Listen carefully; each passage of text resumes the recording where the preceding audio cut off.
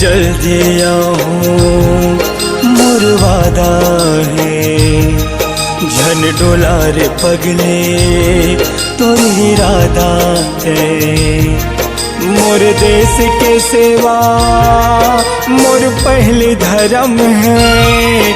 जिहा जन्म ले हूँ मैं वो माटी के कसम है। भलवीर गति हो जाऊं मोर देश के काम तो आऊं। भलवीर गति हो जाऊं मोर देश के काम तो आऊं। मोला तोर संग माया देश से माया भी ज्यादा है। रानी वादा है।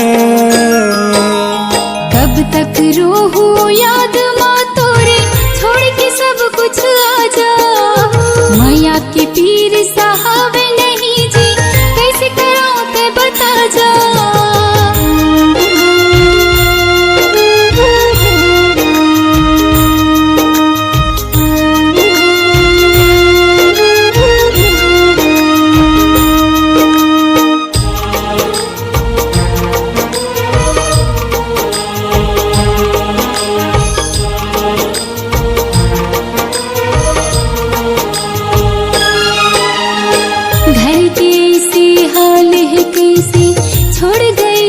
साल थे जैसे माँ बही ख्याल में रही थी।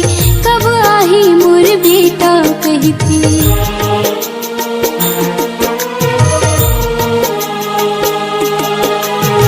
घर के ऐसे हाल है कैसे छोड़ गए साल थे जैसे माँ बही ख्याल में रही थी। कब आही मोर बेटा कही। मोर माला तैसे अब समझा दे। मोर माँ के जैसे यहाँ माँ है। जे दुनिया पर माया करते ओ कर बर्तन मन सब अर्पण है। मोर राह देखे माया हूँ बेटा के फर्ज निभाऊं। मोर राह देखे मैं हूँ बेटा के भी फर्ज निभाऊं। मोला पता है माँ के ममता मोर बर ज्यादा है। रानी वादा है। कब तक रोहूं याद माँ तोरे छोड़ के सब कुछ आजा। मैया के पीर साहब नहीं जी कैसे कराऊं ते बता जा।